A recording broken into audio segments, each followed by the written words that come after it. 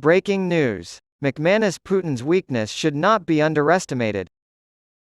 A little over a week ago, it looked like Russian President Vladimir Putin was losing control. The rebel mercenaries were making their way to Moscow with little to no opposition. The well-off of Moscow frantically booked flights out of the country. A military takeover appeared to be in the works. And then there was this unexpected 180. Putin allowed Yevgeny Prigozhin, the ringleader of the mutiny he had previously condemned as treason, to go into exile in Belarus. It's likely that Prigozhin capitulated after realizing his mercenaries couldn't take Moscow without backup from the regular army. Once regarded as an unstoppable autocrat, Putin now appeared to have been publicly disgraced. Don't write off Putin just yet. As the smoke cleared and some perspective was gained last week, more and more Russia experts began to express this view.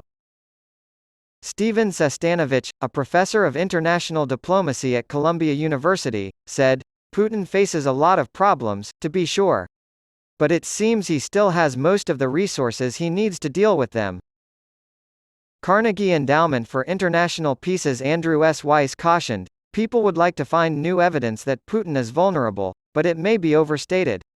The potency of idealization."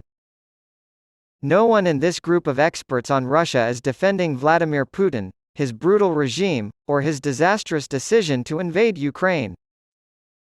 Vladimir Putin is the best example of why term limits are necessary, according to Sestanovich. They're just pointing out that he's been here before and made it through, and that after 23 years in power, he's not going anywhere without a fight. Putin's brand is stability, Sestanovich said. Above all else, he must give off an air of normalcy, of being back in charge. Officials in Moscow were quick to pledge their allegiance to Putin once they saw the results. The Russian armed forces and intelligence agencies have begun looking into the incident. Air Force commander and Prigozhin confidant, General Sergei Surovikin, is reportedly the subject of interrogation. Putin, meanwhile, has gone on the offensive, making numerous public appearances after staying out of the spotlight for 3 years due to the COVID-19 pandemic. His PR team is playing down reports of the uprising. Sestanovich speculated that Putin was so shaken by the mutiny that he finally realized he had lost touch with his country's politics. This has been a kind of wake-up heart attack for him, Sestanovich said. It will be difficult for him to convince everyone that his regime is still helping them out. In the meantime, his offensive against Ukraine has persisted. The southern battlefields showed no signs of being affected by the political upheaval in Moscow. There were no reported cases of desertions or defections from any units. An additional indication of normalcy, Putin style. According to the BBC and Russian media, the Wagner organization's Moscow recruiting office reopened after being closed during the mutiny and is now accepting new applicants. This indicates that Putin has decided not to disband Wagner, which has proven to be not only more effective than the army in combat but also more attractive to potential recruits due to its higher pay. Putin's military machine stands to lose 15,000 of its most seasoned soldiers if Wagner goes missing.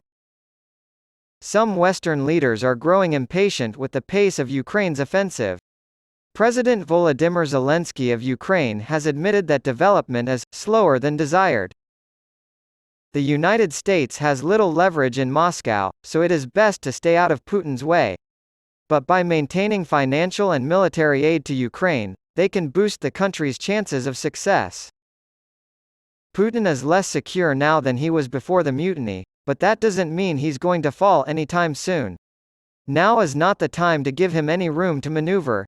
More than 260 million people worldwide use Portuguese as their primary language, according to the Camões Institute.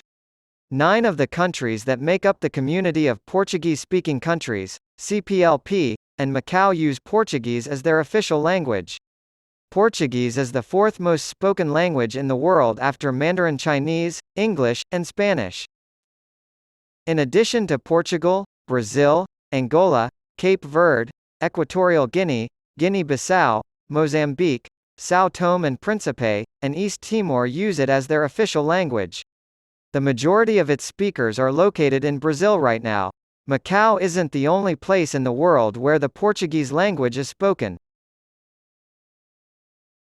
The Romance branch of the Indo-European language family is where Portuguese calls home.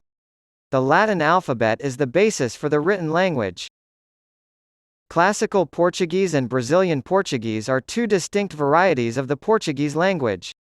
Phonetic and lexical distinctions account for the bulk of the differences between the two.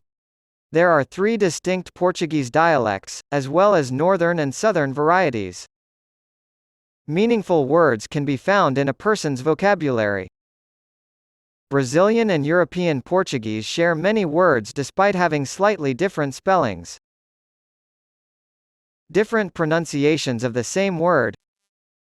The differences between European Portuguese and Brazilian Portuguese are most evident in how words are pronounced. We also know that there are regional differences in the Brazilian accent. Brazilian Portuguese speakers often use the U sound instead of the L sound at the end of words. In Brazil, the word papel is pronounced differently. Locals use the form papel instead. But in Portugal, the letter L will certainly be noticeable. Sentence structures, or syntax. There are also distinctions in the syntax of the two languages. These are the so-called rules of grammar for constructing sentences. The gerund is rarely used in Portuguese. In Brazilian Portuguese, the gerund is rarely used, and when it is almost always replaced by the infinitive, like so: a cozinhar, an estudar, a lavar, a passar. I'm making lunch right now. I'm making lunch right now in Portuguese. To honor the shared cultural heritage of all Portuguese-speaking nations, the 40th session of the UNESCO General Conference in 2019 designated May 5 as World Portuguese Language Day. In 2020, people began commemorating the day. As reported by Toda Palavra, a partner of TVBRICS, Portuguese language expert Normelio Zanato emphasizes the significance of commemorating the date. It is a civic responsibility for countries all over the world to observe Portuguese Language Day. See, language is a reflection of who we are. The world we live in is reflected in the language we use, so to speak, as philosopher Ludwig Wittgenstein once put it. As the expert put it, celebrating our great intangible asset is a duty.